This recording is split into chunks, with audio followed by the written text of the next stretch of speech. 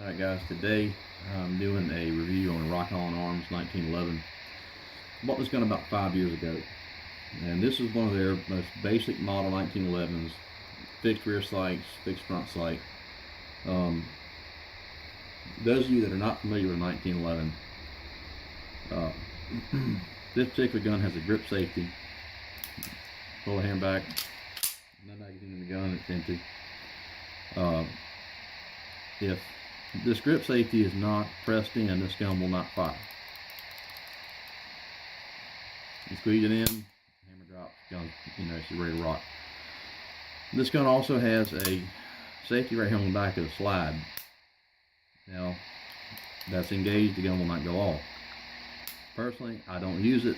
I'm left-handed, and it's kind of a pain in the butt to get to. Now,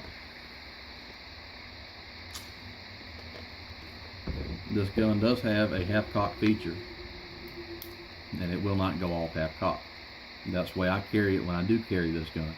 Now, I don't carry it very often because it is such a large gun. I do carry it on occasion because I can conceal it. I'm a little bit bigger person. I'm not a real small guy. Now, those of you that are not familiar with 1911, it's very easy to disassemble. You push this in on the bottom here, and the retainer ring rolls off to one side. This comes out, spring comes out, back the other way, because there is a keyway on it that holds it in place.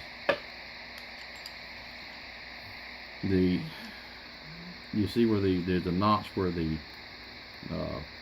action release holds it up into place when the gun is empty.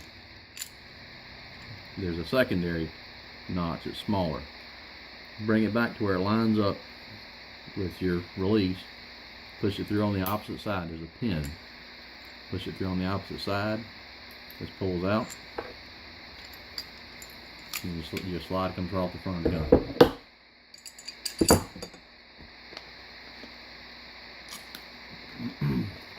And then everything is right there, comes right out. Reassembly is the same, just in the reverse, and this goes the opposite way.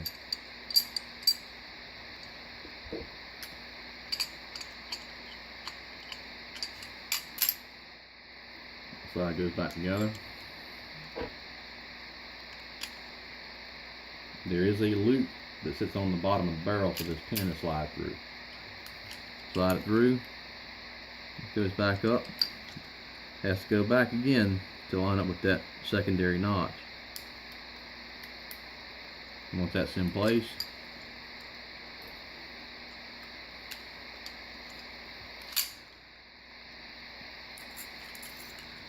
put your spring back in, put your cap back on.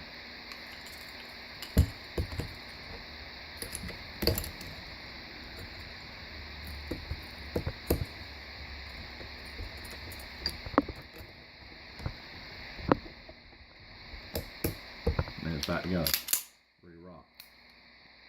Now, this is a very basic 1911. I don't know what they're putting out now. I think I paid a little over $400 for this gun when I bought it brand new. It came with one magazine. I bought a second magazine. They're not very expensive. I bought just a cheap little magazine pouch to go with it. I do have two holsters. Let me grab those.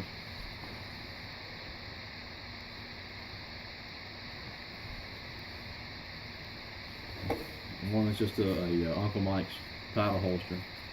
It fits real nice up to your side, so if you have a long shirt on, you can conceal this gun.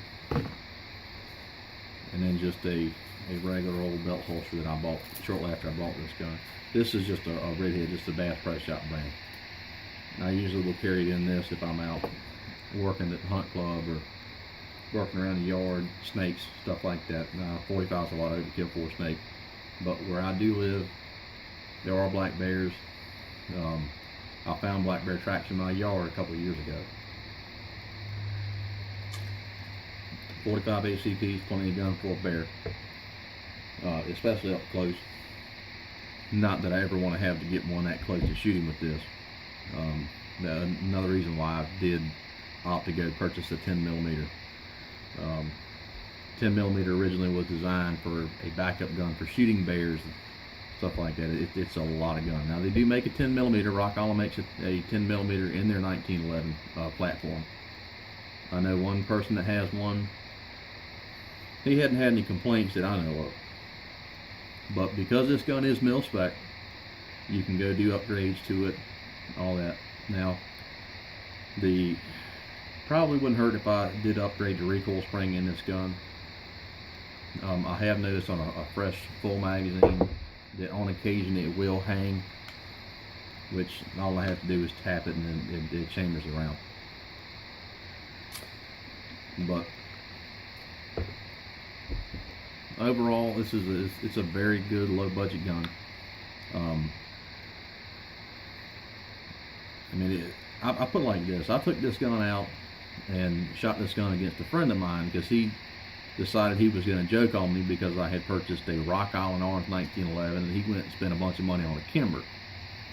And he came out to the house and we shot, and he was a little butthurt, to say the least. He went and sold that gun after I outshot him with this cheap low-end Rock Island 1911. He was sick. So anyhow, when you buy those guns, you pay for a few little added bells and whistles, but at the end of the day, it's still a 1911. So anyhow, I hope you enjoyed this video, and if there's anything else, I mean, if y'all want to see me do a review on, I've got a bunch of stuff in there in the gun cabinet, and I might do a few more reviews today. Y'all be seeing a lot of videos that I'm doing right here in this little time frame, because I just had surgery the other week and I'm out of work for a while. So anyhow, I hope this was informative, and hope y'all enjoyed it. Take care.